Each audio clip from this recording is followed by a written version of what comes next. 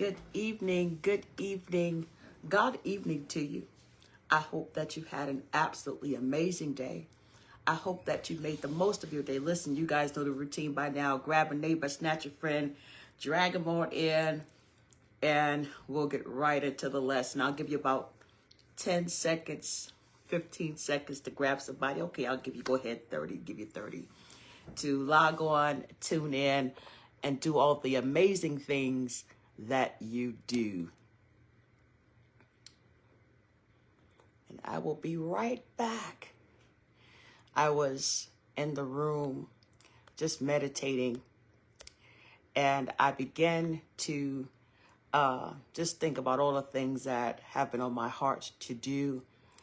And immediately I began to think of a song that my father used to sing every once in a while. You would catch him stealing away in his room. He would just start to sing, "Only believe, only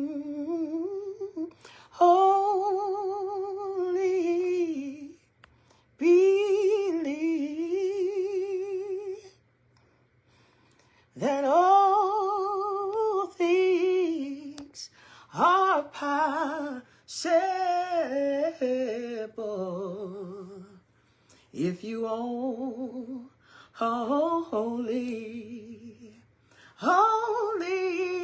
believe.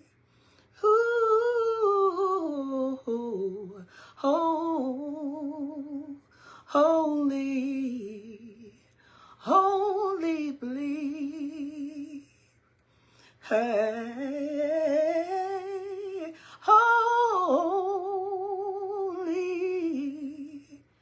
only believe that all things are possible if you only believe. Then I'll sing that one more time. Only believe. Hey, only believe that all things are possible if you only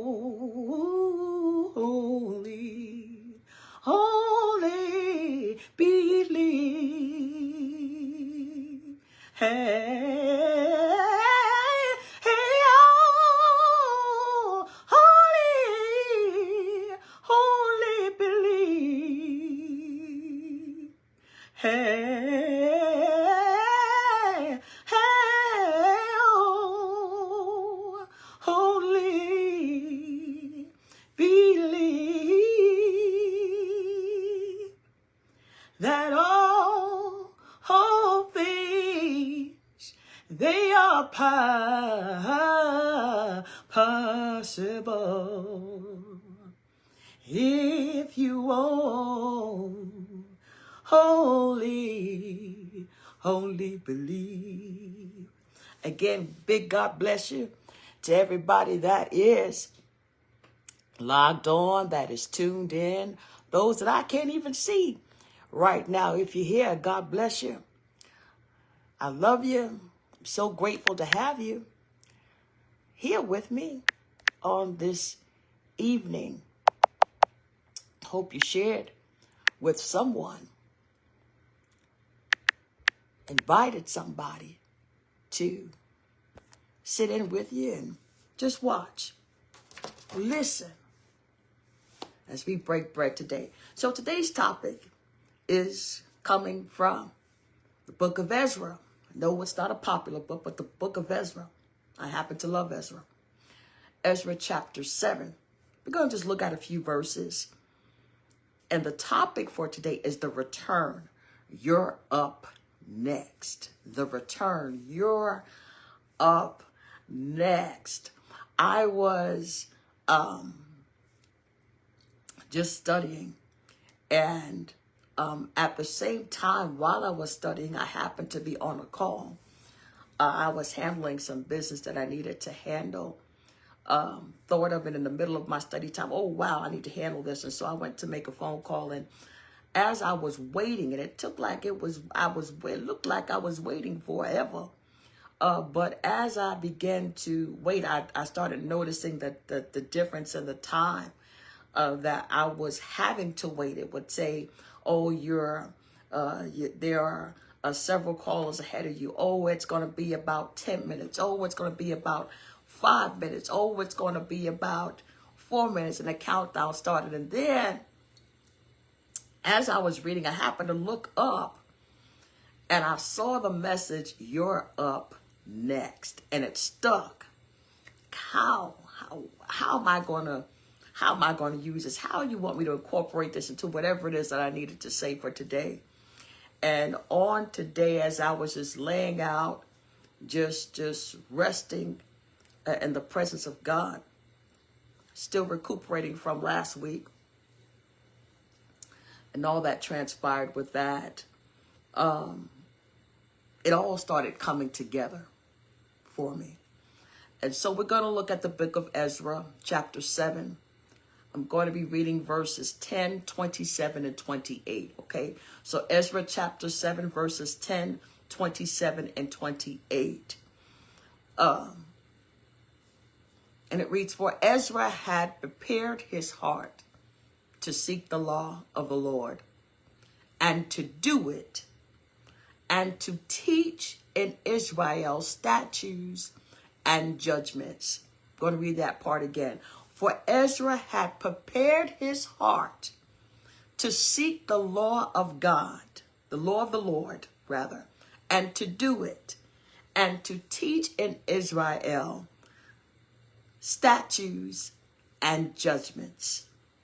Verse 27, blessed be the Lord God of our fathers, which hath put such a thing as this in the king's heart, to beautify the house of the Lord, which is in Jerusalem. Verse 28, and hath extended mercy unto me before the king and his counselors, and before all the king's mighty princes. And this is where I want you to really focus.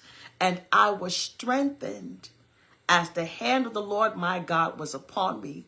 And I gathered together out of Israel chief men to go up with me. Again, let's look at verse 10.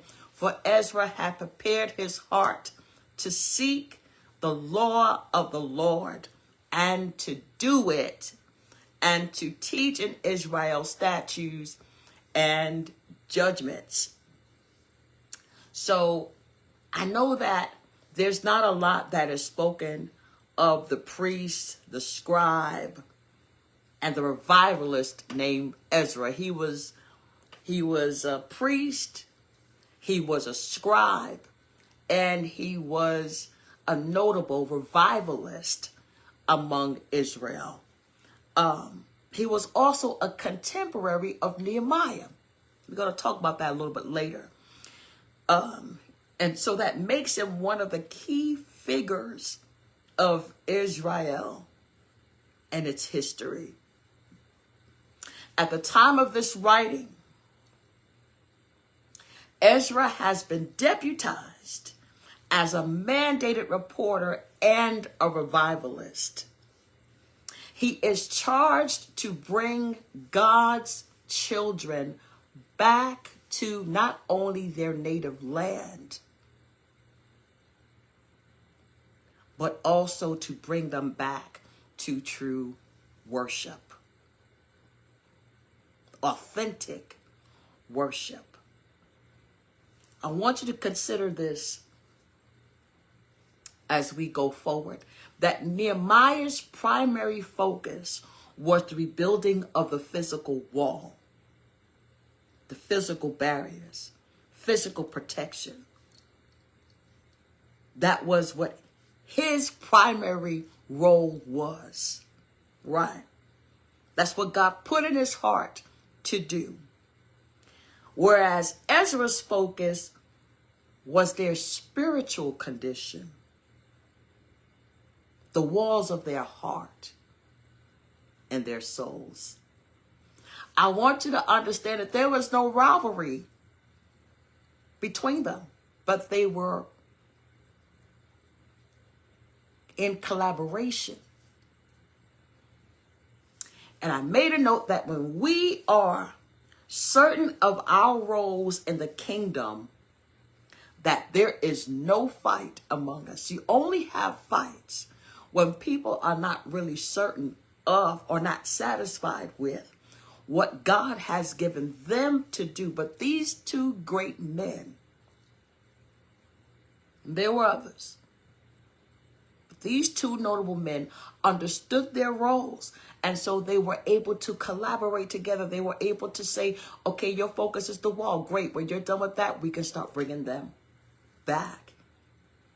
We can start doing the repairs to the temple. And we're going to talk about that as well. Bless you, Pastor Kim. I was looking for you. So I got 5 points for you. I'm stuck on 5 points. I don't know where this comes from, but it's 5 points I got for you tonight, Pastor Kim. 5 points. The first, that there's no place like home. There's no place like home. The sting of being snatched from their homeland, we're talking about Israel, and being thrusted into Babylon, totally different place, totally different culture, totally different language. When you are, and this is anybody, when you're taken from what you know, the familiarity of what you know, and you're thrusted, whether it's suddenly, whether it's through a process of going away for college, life choices, life changes, career changes, whatever it is, when you are moved from home, there tends to be a longing to return to what you know. You might understand even that there are times where you cannot return to stay. But there's that longing to feel that sense of connection, because that is the place that you call home. The opening lines of Psalms 137 gives us insight as to the morale of the people during this time that they're in Babylon, the initial a group that were taken there. And the beginning lines of 137 of the division of Psalms says, by the rivers of Babylon, there we sat down, and yea, we wept when we remembered Zion. They remembered their homeland. We hung up our harps upon the willows in the midst thereof. For there they that carried us away captives required of us a song, and they that wasted us required us of mirth, saying, sing unto us one of the songs of Zion. So they asked the question, how can we sing the Lord's song in a strange land? I'm completely unfamiliar. I'm in an unfamiliar place, and I just want to go back home. I want to go back to what I know. I want to go back to Jerusalem. I want to go back to where at this time I feel like the presence of God is. I want to go back, home. Yeah, Pastor Kim, how do you expect me to be joyous and to sing songs of praise and songs of worship when I am disconnected from home? How do you expect me to be excited when I am disconnected from the place that I know to be home? And I made a quick note here that for some of us, you might be able to become acclimated in your surroundings. But every once in a while, you're going to have that longing for home. The place where you smell the fresh baked bread coming out the kitchen. or the sweet potato pie coming out the kitchen. You know, home is that place where you might smell the perfume or cologne of that loved one that you held dear to you. Home is the place where you can kick back and you can unwind and you can just be yourself. Or as the theme song says for the show Cheers, where everybody knows your name. That place of comfort, that place. How can you expect me? I'm glad I'm talking to somebody.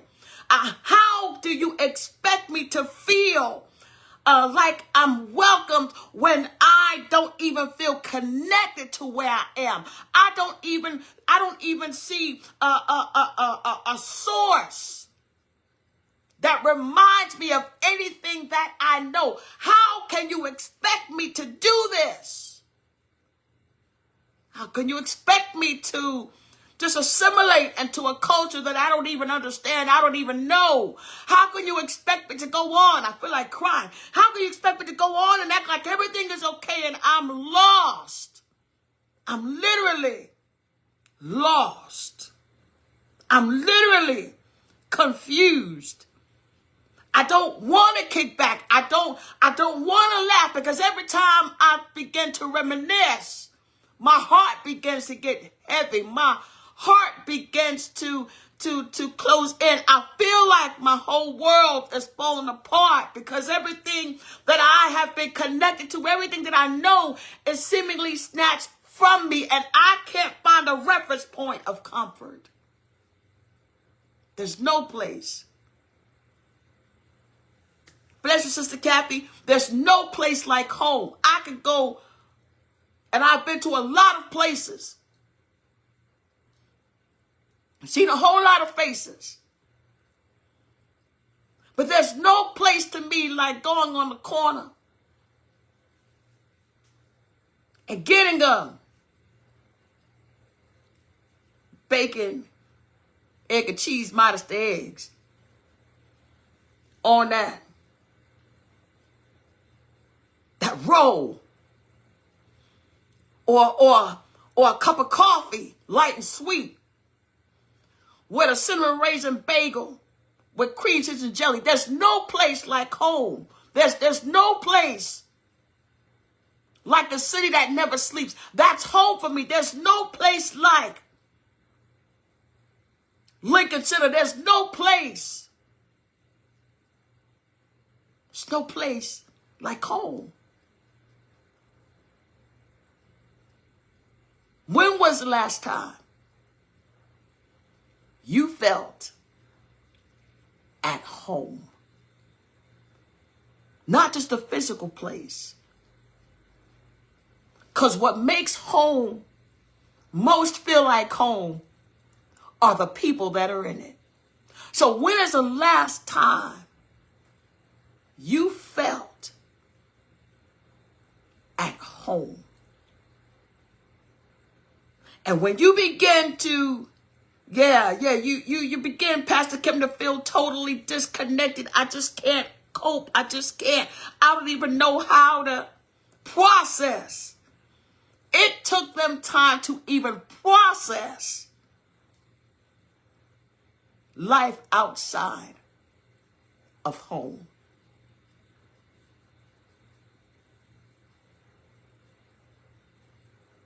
That's point number one. There's no place. I don't care where you go. I don't care how crazy you say your family is. You all got some crazy in there.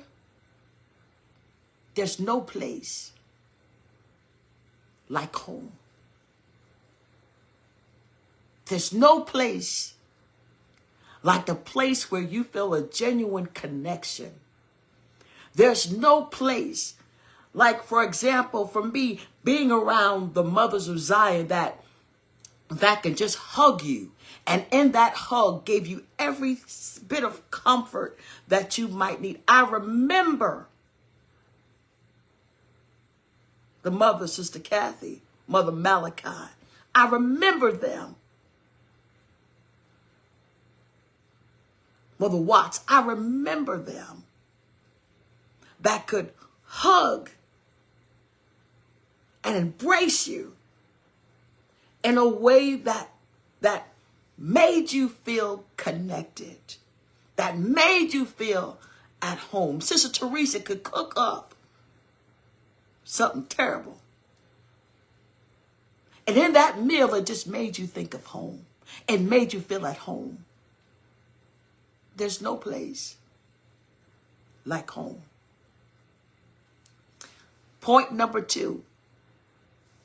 Not all captivity. Come to bust somebody's bubble, because we tend to think that being captive always feels like bondage and always feels miserable. But I want to let you know that when you read the story, when you read the history of what life was like for the Israelis, for the Israelites in Babylon, not all captivity feels like bondage.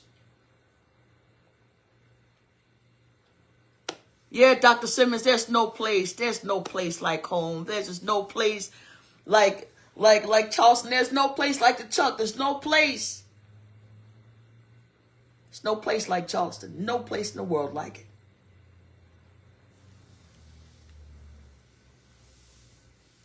Charleston has a certain vibe. It has a certain a rhythm about it. It has a certain feel about it. There's no place like home. Like I said, I don't care where you go, how far you go, who you meet, who you see, who you encounter. There's absolutely no place like a Philly cheesesteak. No place like it. Nothing like it. Some things just can't be duplicated. You can't duplicate home. Not all captivity, let me move on. Not all captivity feels like bondage. Doesn't always feel like bondage. The Babylonian captivity greatly differed from the slavery of Egypt. 2 different periods of time. 2 different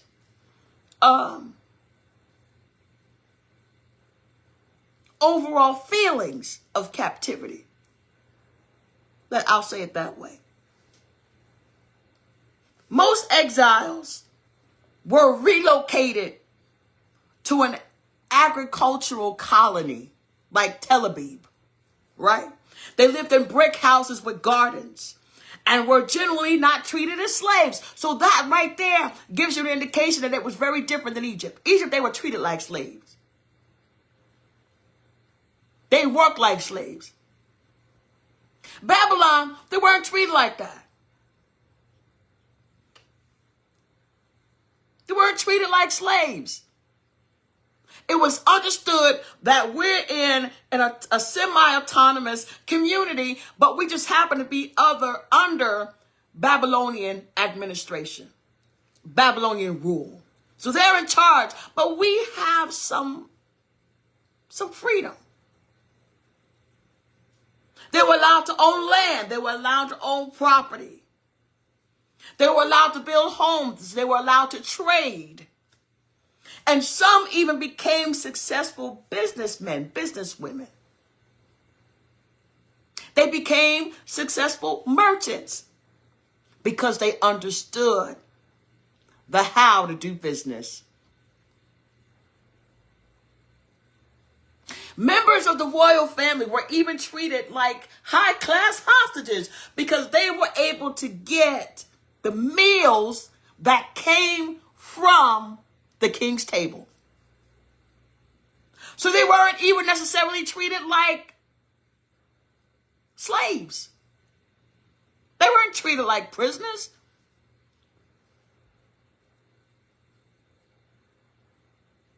They ate from the king's table. I want you to put that in your mind. They ate from the king's table. They were not shackled with chains and bonds, but internally in their minds. Isn't that just like the devil? I don't make it look like what it really is.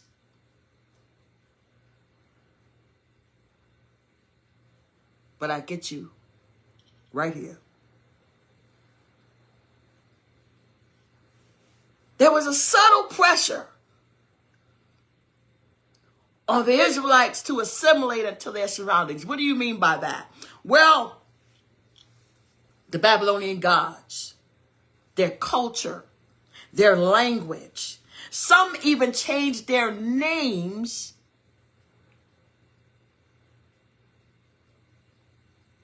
and disassociated from the language to take on the Aramaic name, the Aramaic language.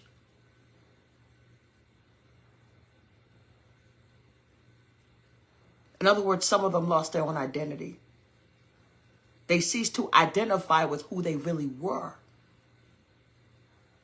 and decided to take on that which was suitable for the culture that they were dwelling in.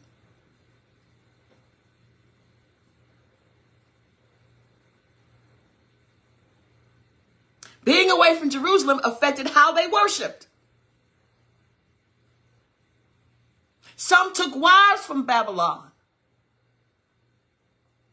And I put a note here that the danger of captivity is not the change. It's not the obvious. It's not just the change that makes it dangerous, but that you don't realize how deep you're in it until you come out of it. That is the danger of captivity. You don't know just how deep you've gotten yourself into captivity until you're brought out of it. You might not realize you sold yourself out. You sold out your identity until you're being brought right back to where you come from. Now you have to relearn who you are. Now you have to relearn where you belong. That's the danger of captivity. It doesn't always look like shackles. Doesn't always look like chains. Doesn't always feel like bondage. A little bit here, a little bit there. And the next thing you know, you're no longer even identify with who God made you to be. With who God called you to be. That's point number 2. Hope this is hitting home for somebody. Point number 3. There's preservation in the midst of chaos. So it's interesting to note about this, even though this time is somewhat chaotic, right? It's all the things that comes with exile and captivity. But interesting to note that even in the midst of all of this, that the majority of the Torah and the prophetic writings were compiled, were edited, and were finalized in the middle of all of this, while this was happening.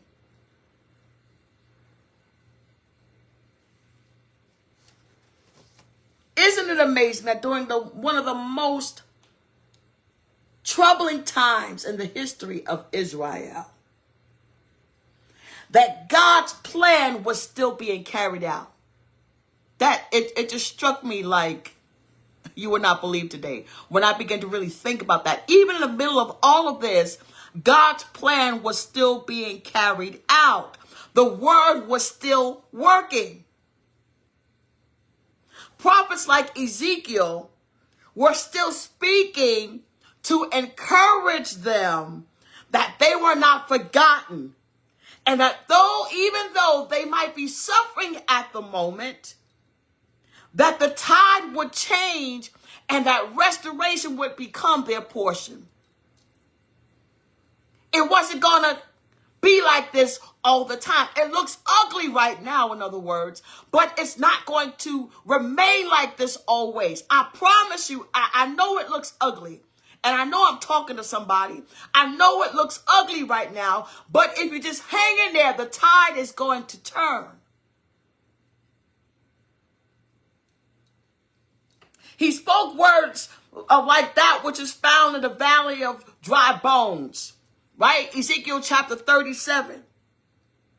And the message of that whole story, that whole prophetic word is that God is going to bring back to life what looks like is dry, what looks like is dead, what looks like is over, what looks like can't come back. It looked like they could not come back from captivity, but God already had a plan, and he's already continually encouraging them. I have not forgotten about you, but at the right time, I'm going to blow. Going to blow on you. The right time. I'm going to renew your strength. At the right time, I'm going to breathe new life into you. At the right time, I know you're feeling hopeless. I know you're feeling helpless, but at the right time, I'm going to blow on you.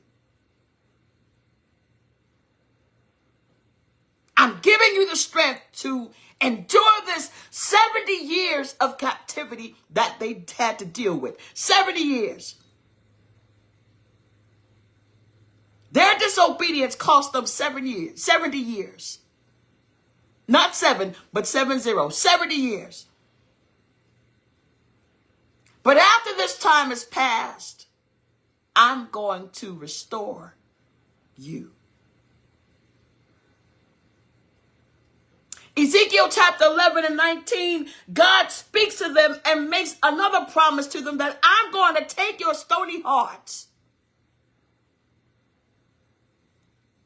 and I'm going to give you a new heart and a new spirit.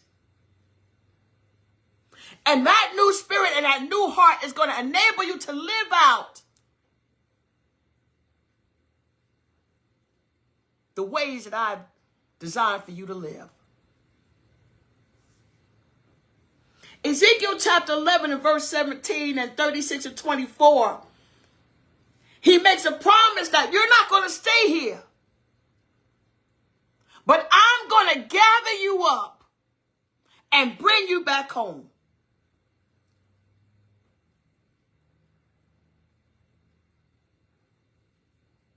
I know you feel disconnected right now, but if you're hanging there, I'm going to gather you up and I'm going to bring you back home. I know it's looking real ugly right now, but if you're hanging there, somebody, I'm going to gather you up and I'm going to reconnect you back with home. I'm going to give you back what was taken from you. I'm going to give you your land back. I'm going to give you your hope back. I'm going to give you your peace back. You will not stay this way. Why? Because God keeps his promises. I want you to encourage yourself today, before I go any further, and just remind yourself, say, self, God keeps his promises. Just encourage yourself. Take a moment. Take about 5 or 10 seconds to encourage yourself. Self, God keeps his promises. God keeps them. Point number 4. Broaden your horizons. Broaden your horizons.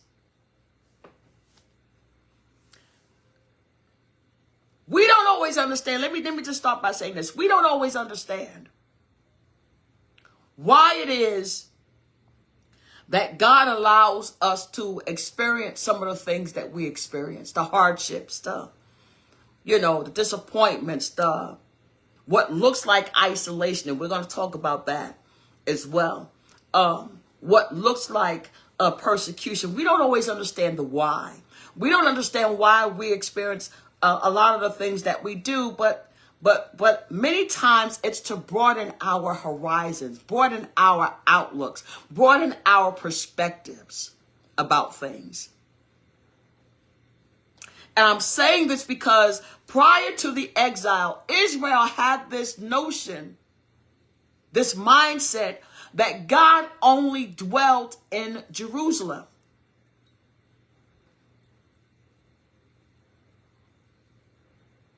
They had this idea that God's presence was tied to a territory, that it was tied to a piece of land. But one of the things that God allowed them to experience within all of the things that they faced, even in exile, is that he's wherever they needed him to be.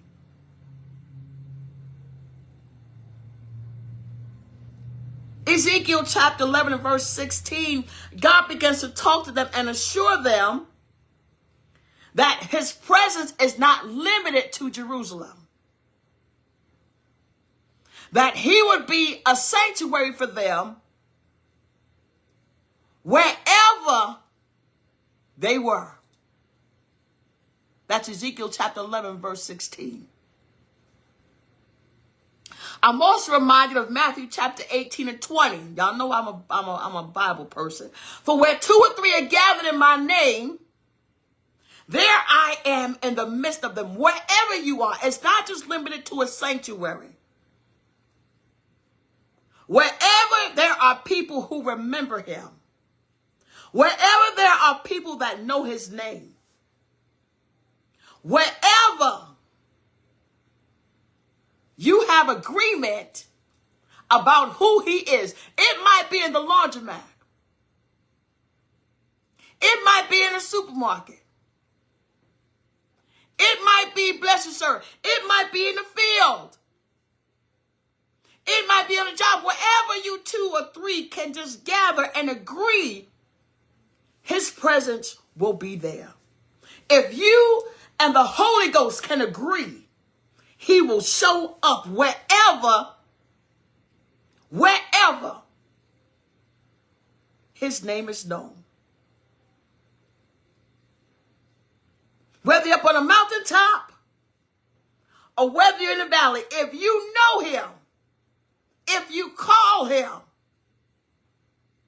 he will show up. Sometimes we are allowed to go through experiences so that we can become more knowledgeable about how great God really is. We have him confined into this little idealized, compartmentalized box that we like to put him in. And when we say we want to know him and the power of his resurrection, he allows us to suffer with him so that he can reveal more of himself to us. It's about the great reveal. It's about the great becoming, the great reveal of who he is. He wants to broaden our horizons. You might know that he's a healer, but now he wants you to know him as the waymaker. Now he wants you to know him as the provider. Now he wants you to know him. Hello, somebody. He wants you to know him as a God that can do the absolute impossible. That's what he wants. He wants to broaden your horizons. And so because he wants to broaden your perspective, broaden our horizons, he will allow us, I'll just say us, he will allow us to experience all type of things, all types of circumstances. Some of us think we need more than what we actually need.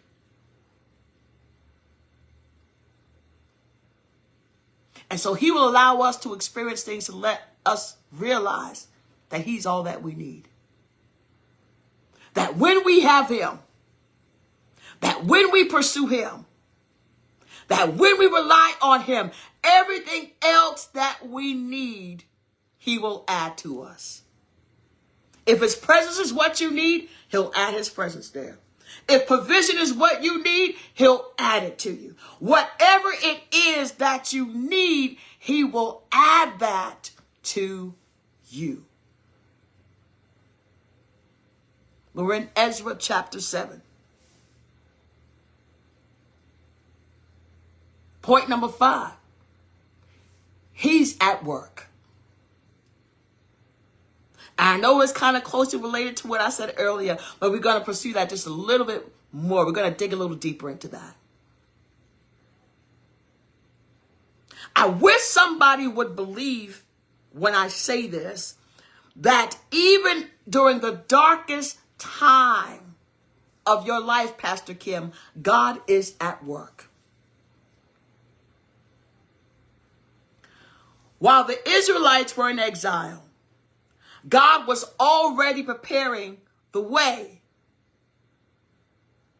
for not only the physical return of his people, but the spiritual return. Bless you, bless you, bless you, Apostle. While they were crying about leaving home, they all tore up about leaving home. They were all torn up, and rightfully so, about being disconnected, Pastor Kim. They were all torn up about leaving all the things that they treasured behind, and rightfully so. But in the middle of all that, God was already thinking about the wall that needed to be rebuilt. He already had that on his mind. I want you to really grasp this. While they were feeling the weight of being exiled, he was already considering their restoration. That he was already, God, I wish y'all could see this. He was already planning for the comeback. He was already planning for that. The word was already being perfected. The revivalist and the builder were already being stirred up. They were already being motivated, even in the middle of all this. So the question that I have for you is really a two-part question. What is it that he is perfecting in you while you are waiting? That's the first part. I want you to think about that. What is he perfecting within you while you are waiting? Some of us might be getting an oil change while we're waiting. Taking out the dirty oil.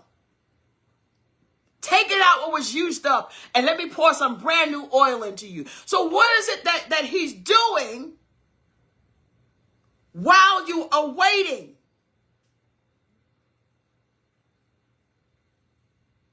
What is he stirring up within you? What is he building or uprooting from within you? That's right. He's building character while you're waiting. He's building endurance while you're waiting. He's perfecting, Pastor Kim, your character while you're waiting. He's fine-tuning some things within you while you're waiting. He's increasing the level of wisdom and knowledge in you while you're waiting. I want you to remember this. If you don't remember anything else I say, it came to my mind while I was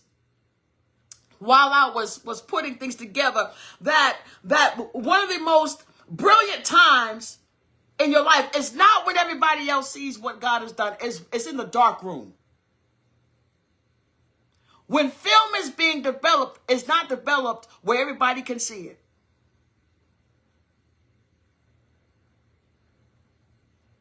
I know I might be telling my age a little bit, but I remember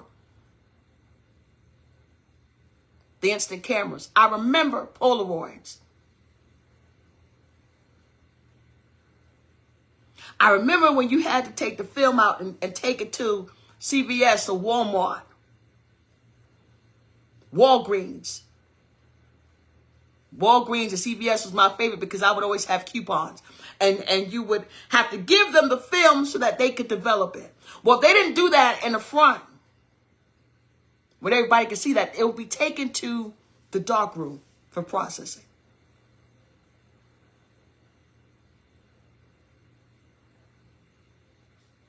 And so oftentimes in the darkest periods of your life, in the dark room, is where he's changing your image to look more like him. In the dark room is where you're refined. In the dark room are where your muscles are defined. In the dark room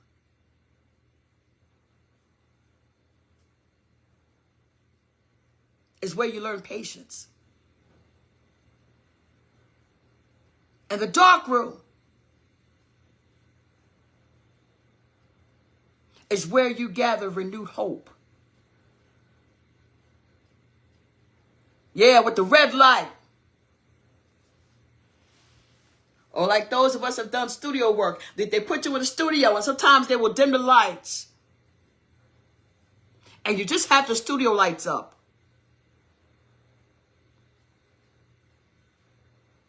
Everybody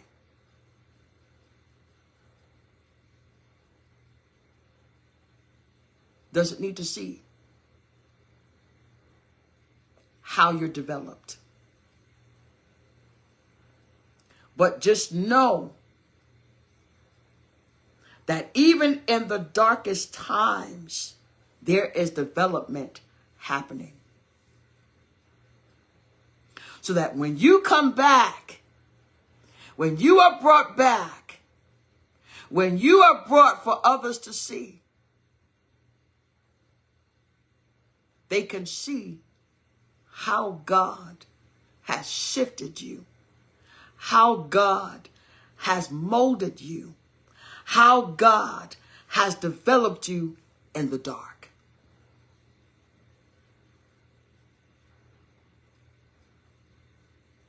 That's right, Miss Dot. It happens in the dark room.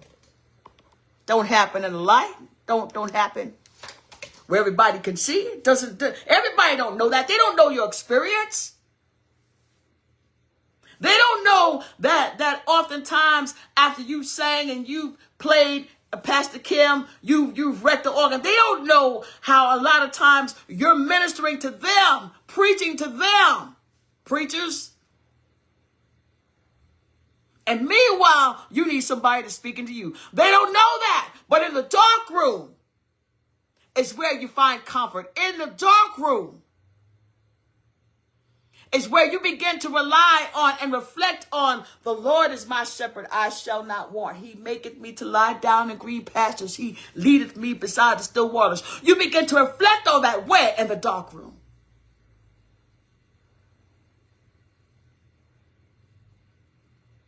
You begin to reflect on all the days of my appointed time. I'm going to wait until my change comes. I'm not going to be moved. I'm not going to be moved by what I see. I'm not going to be moved by what I feel. None of these things. Begin to say like Paul, none of these things move me.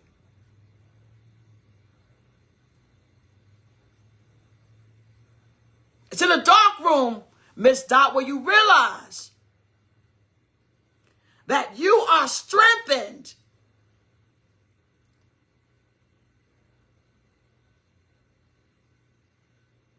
You're able to receive his strength in exchange for your weakness. You realize that when you're in the dark room and you feel like you don't have any strength. And you feel like you can't go on. And you feel like you can't make it anymore. You realize that his strength is made perfect in my weakness. That happens in the dark room.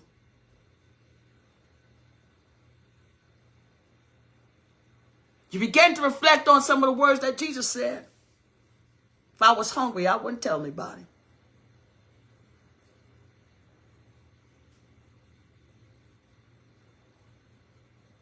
Why? Because my God shall supply all of my need.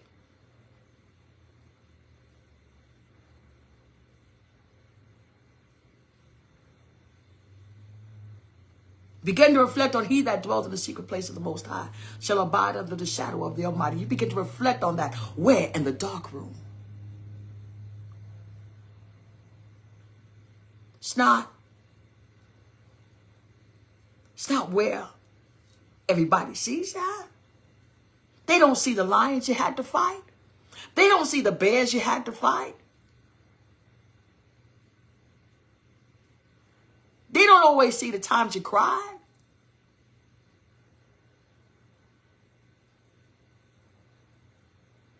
The times you cried and prayed and prayed and cried.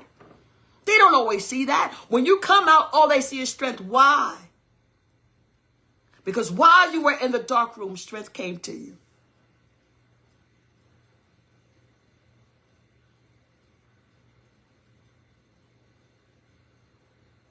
That's why. They see you coming out swinging. Man, she don't never feel the type of way. That's a lie. I just know where to go when I'm feeling down. I know where to go when I feel alone. When my heart, Psalm 61, is over, out of the depths of the earth I cry. When my heart is overwhelmed, lead me to the rock that is higher than I. When I feel so overwhelmed by what life brings, I know I can go to the rock. When my life feels unstable, I know a place that I can go.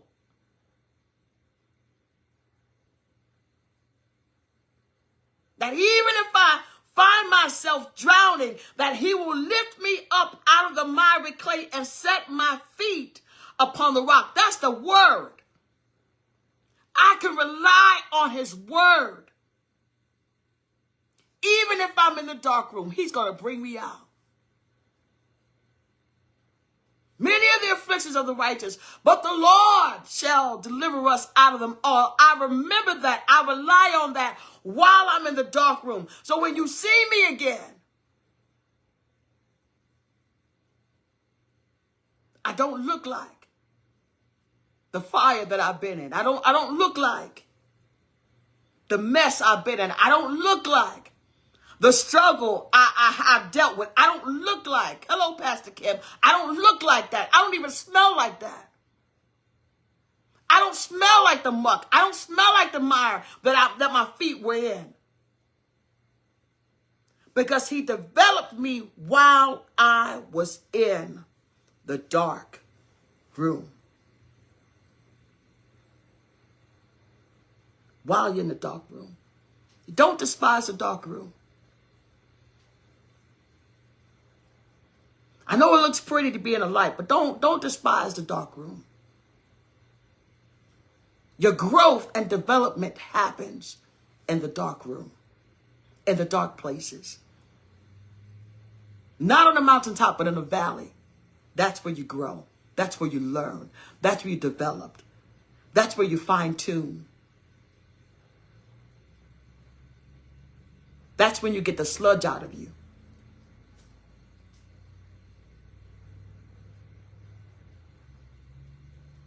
That's where you get the pettiness out of you.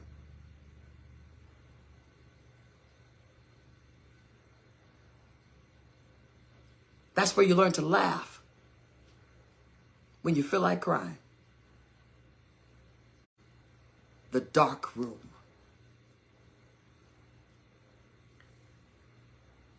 What feels like isolation sometimes is really preparation. It really is. You are being prepared in the dark room. So the real question that I want to ask you is, what are you being prepared for? That's what you gotta You got to see what is it that you're being prepared for.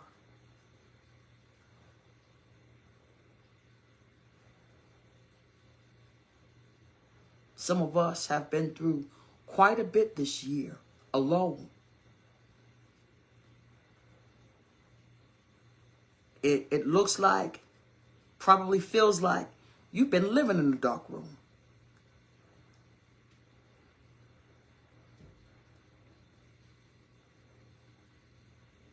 But really, the proper perspective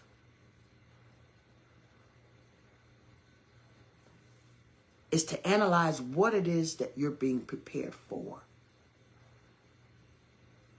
What is it that you're being prepared to do? And this brings me to my very last point.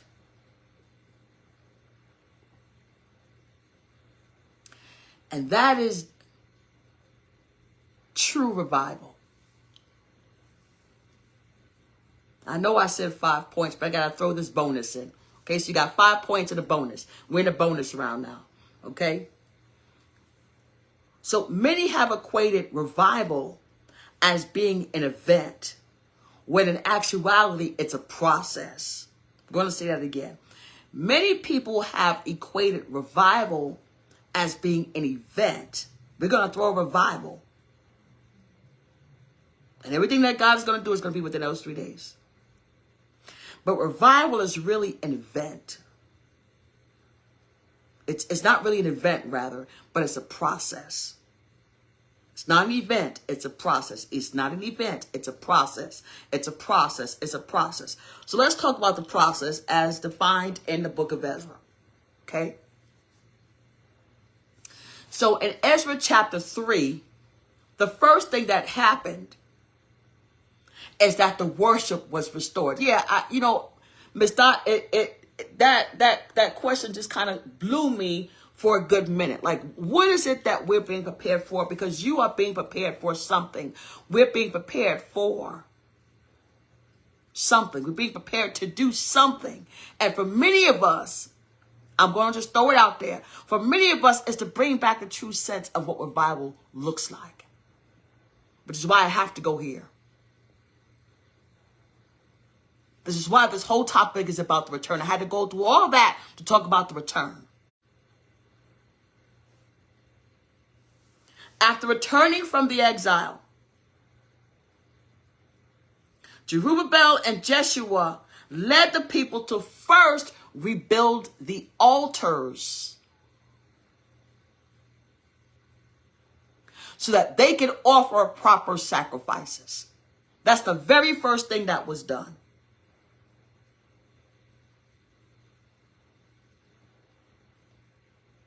Even as the new temple's foundation was being laid, they had to rebuild the altars first.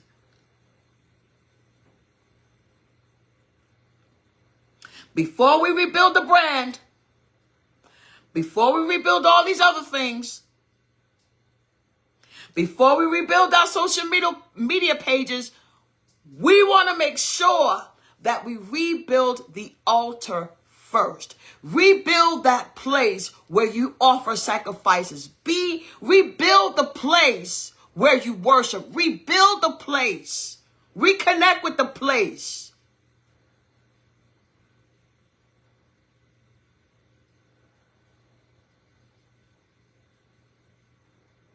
Where you want God to meet you. We got to rebuild the altar first. First things are first. And a lot of times, again, we go over all the important things to do the finishes. There's nothing wrong with rebranding. There's nothing wrong with adding likes. There's nothing wrong with revamping social media pages. There's nothing wrong with all these things. But if we don't rebuild the altar, then the worship is still going to be tainted.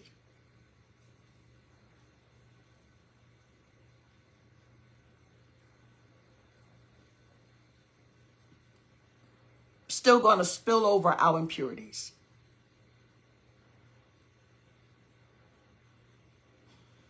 all that we do is still going to go up and stink in the nostrils of God until we rebuild the altar first.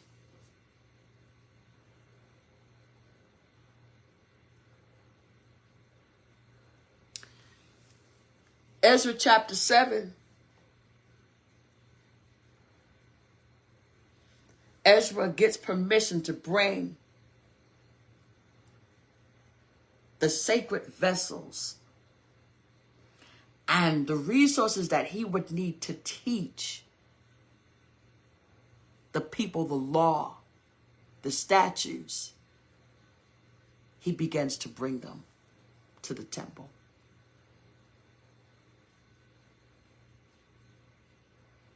After the foundation is right, let's bring what is sacred into the house.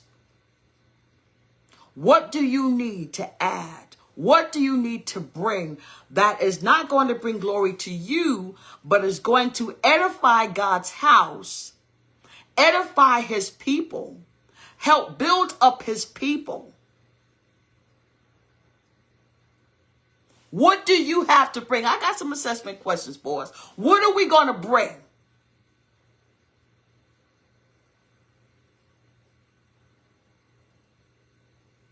To help mature, to help build up God's people.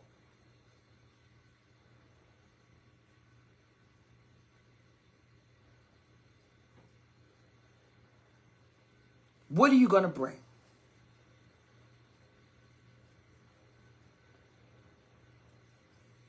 After the praise breaks, after the good singing, I love good singing. I love good music. But after we've done all that, we got to bring teaching. So what resources are we going to bring?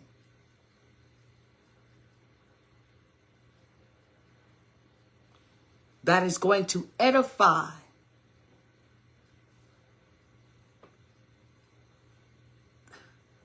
the people that have been placed in our hands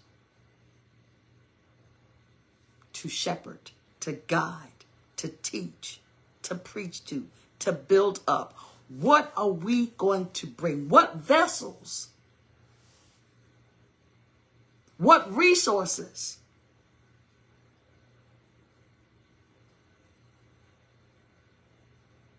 What are you going to bring? Something to think about. Ezra chapter 9 and 10 focuses on Ezra just dealing with the leadership first with regards to straightening some stuff out. He couldn't mask it. He couldn't wink at it, blow over it, just sweep it under the rug. There's some things, y'all, we just need to address.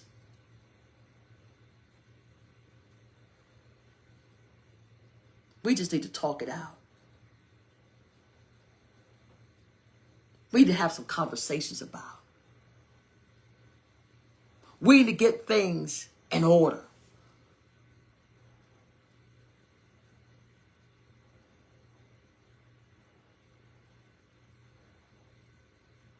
He taught them in a way where they were able to do like it's quoted, what is that? Romans, let every man examine himself. Pauline books, let every man examine himself. They were able to examine themselves. They were able to really repent. To really acknowledge we have messed up. Not this, one and done. I come to the altar. I cry, good cry. I do Tony Award worthy performances, and I go back to doing the same thing. But they were actually able to repent.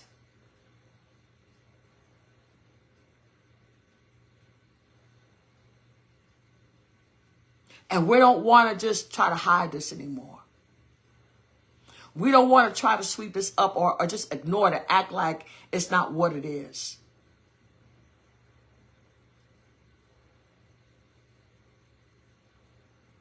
That is amazing, Ms. Dot. I love that book. They were able to actually look at themselves. I promise you, Ms. Dot, I was pressed so hard today about that book. They were able to examine themselves and say, okay, we need to get this right. And when you're talking about true revival doesn't stop at the benediction. No. True revival is going to force you to want to get it right.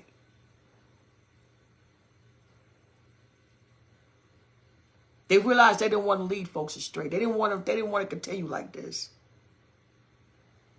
And so the things that they were able to see were displeasing to God, they put them away. So some of them had taken foreign wives, they put them away.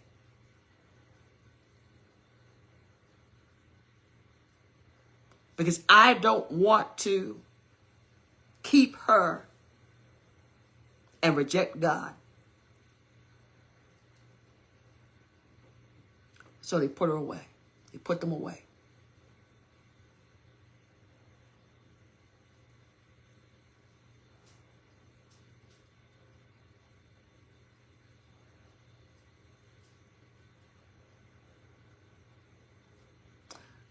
And that brings me to this. God is raising up a people that have a genuine burden to bring purity back to God's temple.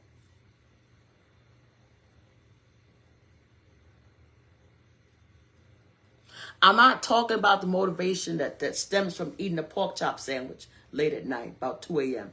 I'm not talking about that kind of motivation. I'm talking about a genuine mandate, a genuine stirring of God.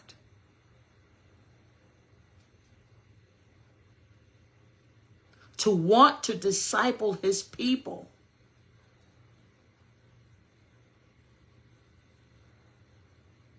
It's not just a desire, it's a mandate. It's a divine mandate. They've been mantled to restore pure worship in the house of God. You've been studying, some of you. You've been waiting for the moment. You've been feeling this stirring that won't go away. It's in your heart. It's in your mind. It's in your soul. It's been there for a while. He's been giving you some ideas. You've been feeling the push. Bless you, Peter. You've been feeling the push.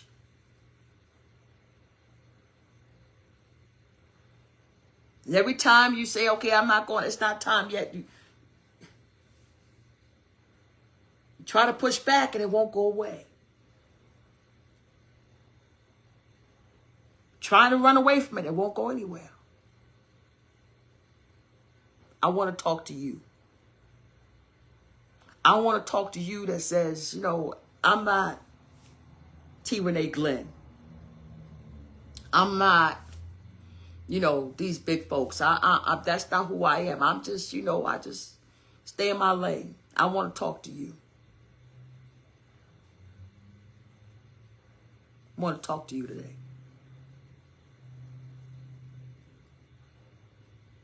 I want to talk to you that know that you've been called to do more. That there's an inner longing in you for more.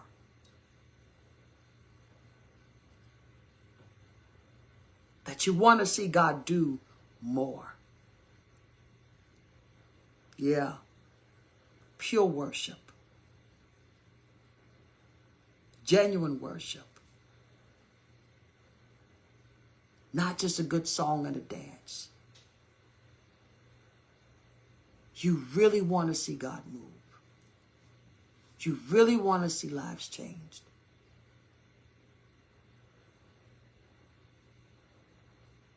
I want to talk to you. Gifted, anointed, appointed for such a time as this. I want to talk to you.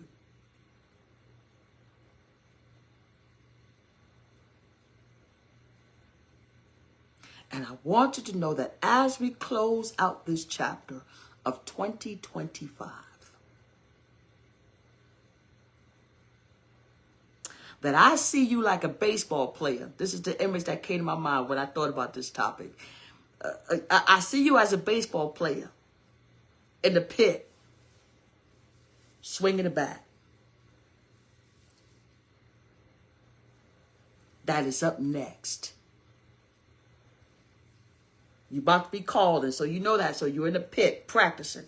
You're in the ballpen practicing. This is you. Or like the kicker on the football team that is standing on the sidelines practicing your move. Or like the quarterback that is throwing, practicing his throw. Or like the basketball player that is dribbling as you're walking in the stadium.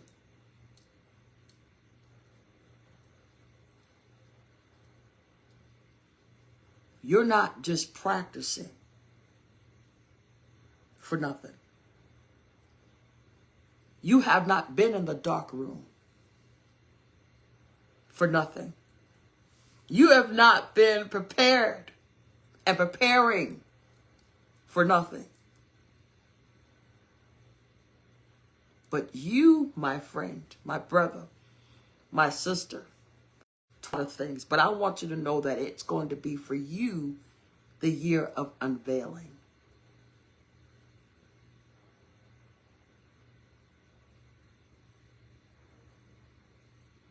I want you to understand that you're up next at bat. You're up next to kick. You're up next. Ball is in your court.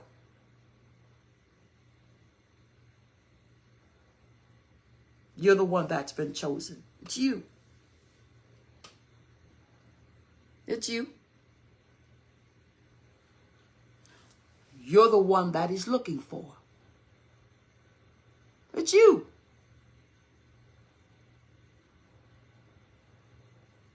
You're the one that he wants to use exponentially. It's you.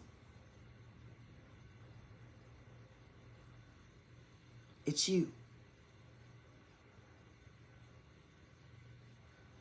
All of the things that you've encountered and have dealt with has been occurring to bring you to this moment in time. I'm reminded of what was said about Esther. You have been brought on the scene for a time such as this.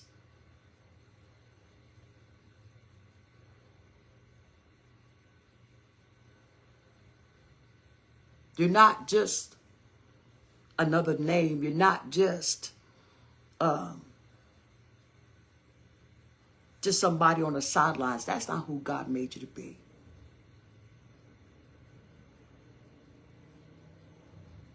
So I need you to embrace all that God has poured into you. I need you to embrace.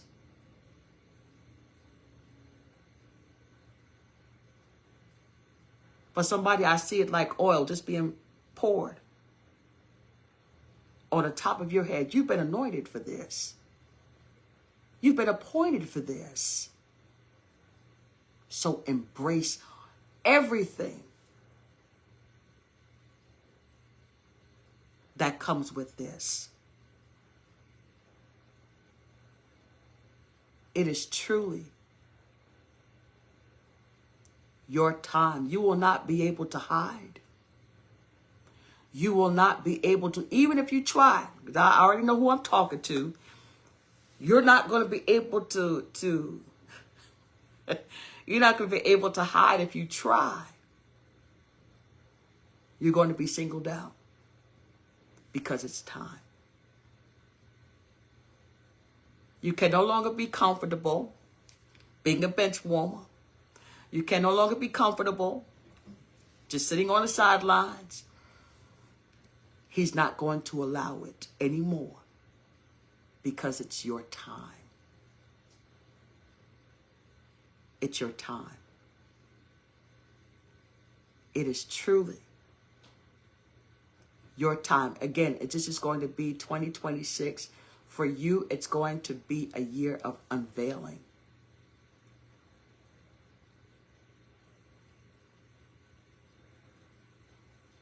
And so all that has been happening in the dark room, we're going to see the evidence of that. We're going to see the fruit of that. We're going to see the picture that develops from that. What God has done with you. What he's done with you. What he's doing in you. What he's working out of you. What he's working in you. What he has unearthed within you. We're going to see it this year. The Lord has need of you. Why me? Because the Lord has need of you. You're the one. You're up next. You're up next. You're up next. I just said next to Apostle Randall's. You want to just go ahead and add on to that? More than welcome to do so. God gave you something, sir, to say. Go ahead and let him do what he wants to do. Let him say what he wants to say. I'm going to give him a few moments to join and to let God do what he wants to do. Let him say whatever he wants to say. But know that this is your time. Please know that this is your time. Know that. Know that we need you. We need you. We need the God that is in you. We need the God that is in you. We need the God that is in you. We need the God that is working in you. We need the God that has been working in you and has been pruning you and has been developing you. We need to see God work through you. We need you to add to, the kingdom is such that, like I said in the beginning, there is room for all of us to operate in what God has given us and the gifts and the talents and the anointing that he has placed in us and on us. And so this is not a year for you to worry about what others might think or what others might say or how folks might take whatever. This is going to be about what God has given for you to do and realizing that we got to work while it is day. We got to just simply work while it is day, because the night is coming where no man can work. And since this opportunity is being afforded to you and this door is being opened up to you, let God do what he wants to do with you. Let him do it for you. He's on your side. I want you to know that he's on your side. He's going to lead you. He's going to guide you. He's going to direct you. He's not going to make you look foolish. He's not going to do any of that. He's not going to do that. He's not going to put you out there on Front Street and leave you hanging. He's just not going to do that. All right? I've given the space, I'm giving the space for Apostle to say something. I've done as I've been instructed to do. At this time, I want you to just continue as you go out your weekend. Enjoy your weekend. I want you to go into next week being mindful of what God is preparing you for. And I want you to go in the fullness of what he's prepared you to do. Stay prayerful. That's right. That's right. Pastor Kevin, you want to say something? Your door is open. I want to leave the door open to whomever wants to say something, whoever has words. But yeah, I agree with you that we're not going to face the same mountain that we did. There's some things that we faced this year we don't need to face next year. We're moving on from that. We're going on to perfection. We're going on to better. We're going on to greater. And so let God do what he wants to do within you. Let him do that. Just let him do it. Don't be afraid. Let God do exactly what he wants to do. Yeah, there's some certain things, certain behaviors, certain attitudes. Leave that where it is. You honestly should have gotten rid of that a long time ago, but definitely don't bring that into the new year. Don't bring it. Don't even start it. Don't even, you feel it working up, don't even give it any attention. Gotcha. Yeah, that's exactly what he's saying in this season. You got to let some things go, because there's the greater that he wants to bring us to. There's the greater that he wants to bring us to. But, mighty lamb, there's the greater that he wants to bring us to. But we're going to have to set some things aside in order to get there. Okay? So, the negativity laid aside. In fact, the Bible tells us to lay aside every sin and weight that does so easily beset us. Laid aside. Just don't even bring it with you. Don't even bring it with you. But enjoy your week. Stay prayerful. Please stay prayerful. Stay attentive. Stay sober. And keep us lifted up. Please keep me lifted up in your prayers as I pray for you. I pray that you would prosper and be in good health always, as your soul prospers, and all the things that are aligned with holiness and righteousness. I pray those things for you. I pray for your families, your ministries, all the things that God would do, the absolute incredible, the insane, that you will, as we get ready to close out this year, that you will still see God do some amazing things in his last few days going into 2026, that you'll be strengthened, that you are prepared, that you are motivated, that you pace yourself as you do what it is that God wants you to do. I pray that you will, again, continue to pray for me as I do what the Lord has mandated for me to do.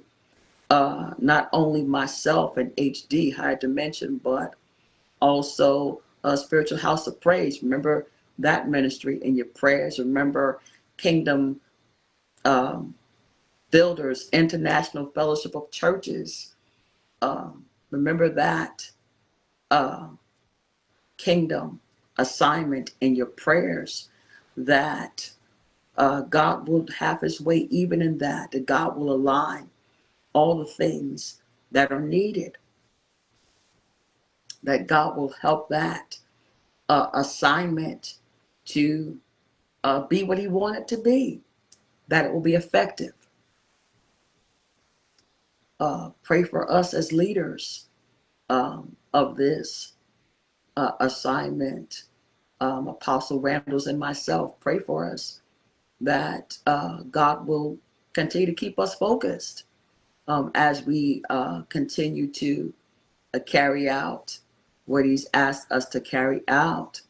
Again, if you, as always, if you are needing covering, feel free to reach out to myself or to him. We can talk with you. Um, if nothing else, pray for you. We'd love to connect with you. We'd love to just be there as a resource, as a connection for you. But if nothing else, it's just prayer. Prayer works all the time, all the time, all the time. Prayer works. So, yeah, next week I look to be here. I'm thinking next week should be fine. Um, Not at this location, but I should be available. If not, I'll let you know. Um, but I do endeavor to be online. Again, if anything changes, I will let you know. Uh, but watch as well as pray. All right. And I really pray that you have been blessed, that you've been encouraged, that you've been, if nothing else, been made to think, been made to think. All right. I'll see you all again real soon. Ciao for now.